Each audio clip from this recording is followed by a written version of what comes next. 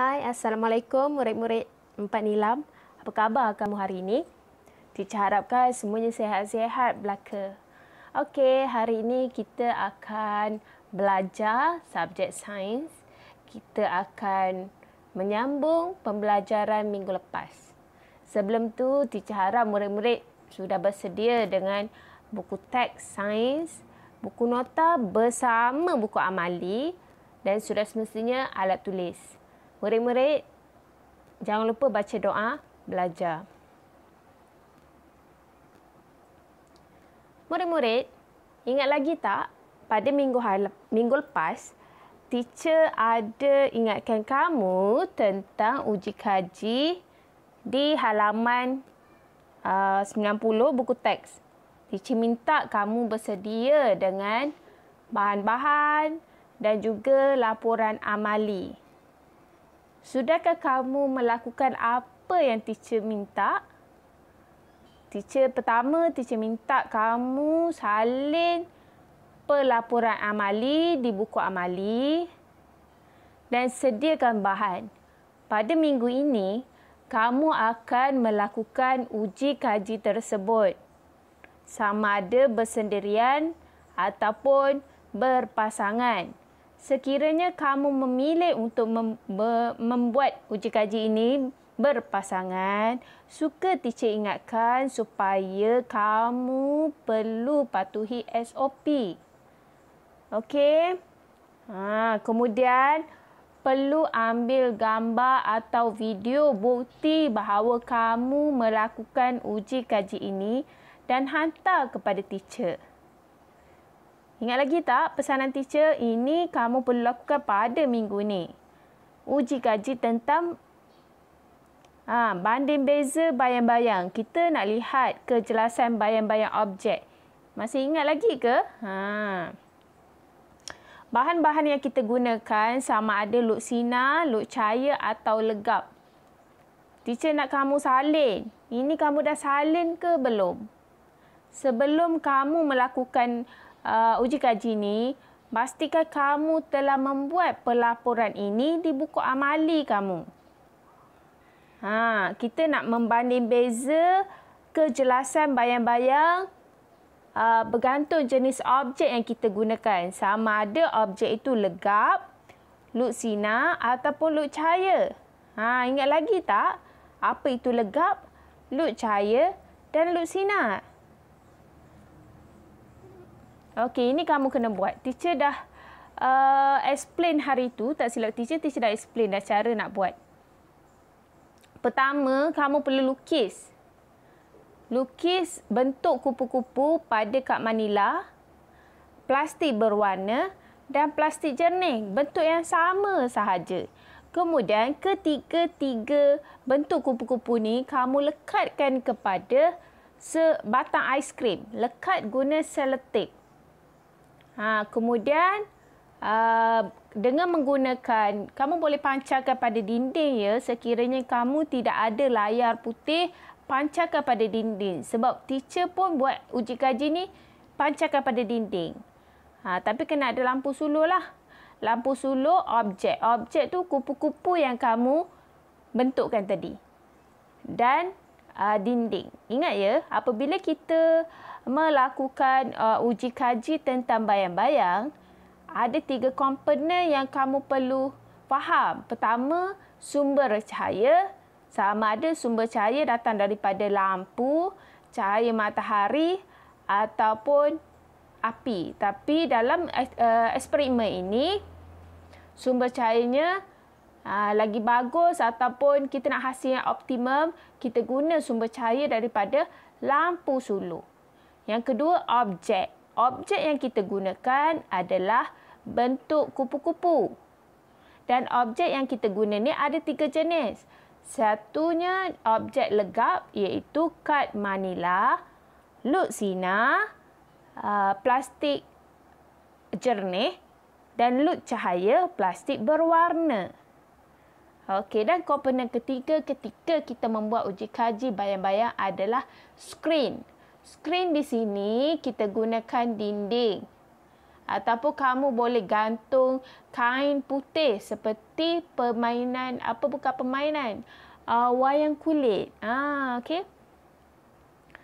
Kemudian, pertama sekali kamu letak kupu-kupu kad Manila di antara lampu sulur, cahaya lampu sulur dan dinding. Kamu perlu perhatikan pembentukan bayang-bayang tersebut. Kemudian, alih yang kupu-kupu kad Manila, letak pula kupu-kupu plastik berwarna. Kamu perhatikan bayang-bayang yang terbentuk. Kemudian kamu alih plastik berwarna tu, letak kupu-kupu plastik jernih. Dan perhatikan kejelasan bayang-bayang yang terbentuk. Kemudian teacher nak kamu rekod di jadual yang telah kamu buat pada minggu lepas. Kad Manila ni maksudnya kupu-kupu yang diperbuat daripada kad Manila. Kamu lihat kejelasan bayang-bayang sama ada jelas, tidak jelas atau tiada bayang-bayang. Begitu juga dengan plastik berwarna dan juga plastik jernih. Teacher pun dah buat eksperimen ini. Ini adalah hasil uji kaji teacher. Apabila teacher letak kupu-kupu kad Manila, teacher dapati bayang-bayang jelas terbentuk. Jelas ni maksudnya bentuk kupu-kupu kita nampak dan bayang-bayang itu warnanya pekat hitam. Jelas bentuknya. Itu maksudnya jelas. Kemudian apabila teacher gunakan kupu-kupu daripada plastik berwarna, teacher dapati bayang-bayang yang terbentuk tidak jelas. Maksudnya bentuk kupu-kupu tu ada, tetapi di tengah-tengah bentuk kupu-kupu tu dia tak gelap, tak hitam seperti mana apabila kita guna kad Manila. Dan bila teacher guna plastik jernih, teacher dapati tiada bayang-bayang terbentuk. Okey, teacher nak tengok apabila kamu buat uji kaji kamu, adakah hasil eksperimen kamu sama seperti yang teacher dapat? Okey, selepas kamu buat pemerhatian ini, teacher nak kamu jawab soalan yang diberikan. Salin dah salin minggu lepas kan? Okey, jom kita baca soalan sama-sama. Objek yang manakah menghasilkan bayang-bayang yang jelas? Objek mana berdasarkan pada hasil eksperimen yang teacher buat, objek yang manakah menghasilkan bayang-bayang yang jelas, yang paling jelas? Iaitu kad Manila.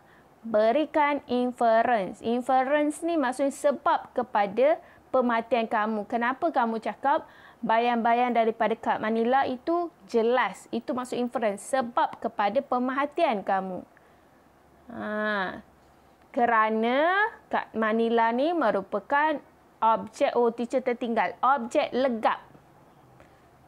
Kerana kad Manila ataupun kerana ia merupakan objek legap yang tidak membenarkan cahaya melaluinya. Teacher tertinggal satu perkataan di situ. Legap. Sekiranya kamu tengok video teacher, kamu dengar, kamu tahu ada perkataan teacher yang tertinggal kat situ. Kerana ia merupakan objek legap yang tidak membenarkan cahaya melaluinya. Okey. Ini teacher bagi minggu lepas kan. Siapa yang tak tahu plastik jernih tu macam mana, lampu sulur macam mana, plastik berwarna macam mana, teacher dah explain ini ya. Teacher harap semua faham, tahu.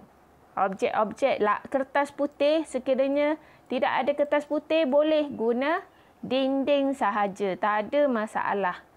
Okey? Okey.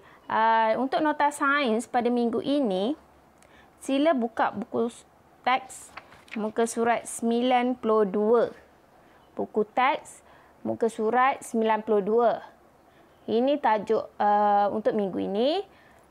Dan minggu depan kita akan sambung juga tajuk ini. Untuk minggu ini tajuknya adalah faktor yang mempengaruhi saiz bayang-bayang. Kamu boleh lihat tajuk ini di dalam buku teks kamu muka surat 92 atas sekali. Faktor yang mempengaruhi saiz bayang-bayang. Apa maksud saiz bayang-bayang? Saiz tu seperti yang mana kamu faham dan teacher nak bagi tahu. Saiz tu sama ada besar atau kecil. Itu saiz. Saiznya bersaiz besar atau bersaiz kecil. Okey. Cuba kita baca dialog di dalam buku teks itu.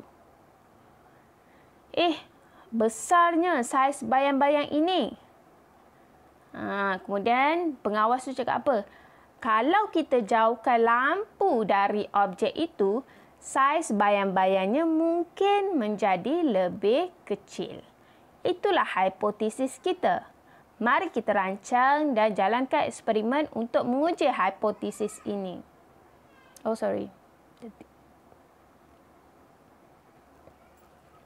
Ini teacher nak kamu salin di dalam buku nota sains kamu. Jangan lupa tulis tarikh hari ini. 1 hari bulan 7 2021. Tajuknya faktor yang mempengaruhi saiz bayang-bayang. 1. Saiz bayang-bayang yang terbentuk bergantung pada jarak antara sumber cahaya dengan objek. Teacher ulang.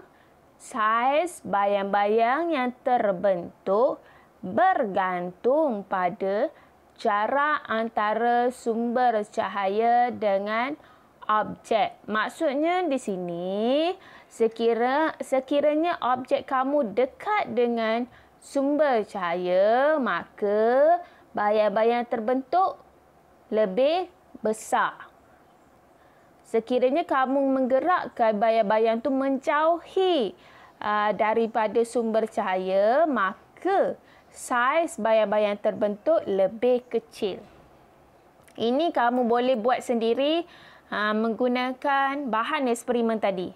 Boleh guna kupu-kupu tadi, guna kupu-kupu kat Manila, sumber cahaya. Dengan sumber cahaya kamu itu lampu suluh. Kamu gerak-gerakkanlah kupu-kupu kamu sama ada mendekatkan ia dengan sumber cahaya atau menjauhkan ia dengan sumber cahaya. Okey, nombor 2. Saiz bayang-bayang menjadi lebih besar jika jarak di antara sumber cahaya dengan objek lebih dekat. Maksudnya objek tu lagi dekat dengan cahaya lampu suluh. Kamu gerakkan objek tu mendekati lampu suluh tu. Maka saiz bayang-bayang terbentuk menjadi lebih besar. Okay, yang ketiga. Kesimpulannya, semakin berkurang jarak di antara sumber cahaya dengan objek, semakin bertambah saiz bayang-bayang. Teacher ulang, kesimpulannya, semakin berkurang jarak di antara sumber cahaya dengan objek, semakin bertambah saiz bayang-bayang. Kamu boleh gerakkan objek kamu tadi, yang kupu-kupu, untuk nak tengok betul ke tak kesimpulan yang teacher buat ni. Okey, teacher nak kamu salin ini. Oleh itu, untuk minggu ni, tugasan kamu pertama, nota sains ni, ada 3 poin. 1, 2, 3. Dan uji kaji tadi. Uji kaji muka surat 90. Teacher nak kamu buat bersama ada kamu buat persendirian dengan bantuan kakak, abang, ibu, ayah, adik kamu, ataupun sekiranya kamu kata, teacher saya nak buat berpasangan. Boleh, tapi dengan syarat SOP jangan lupa. Okey. Nampaknya sampai sini saja pembelajaran kita pada minggu ini. Minggu depan ada satu lagi faktor yang akan kita pelajari. Teacher harap dengan perkongsian sedikit daripada teacher hari ini menambah kefahaman kamu tentang pembentukan bayang-bayang. Sehingga kita berjumpa lagi. Sekian, terima kasih. Assalamualaikum.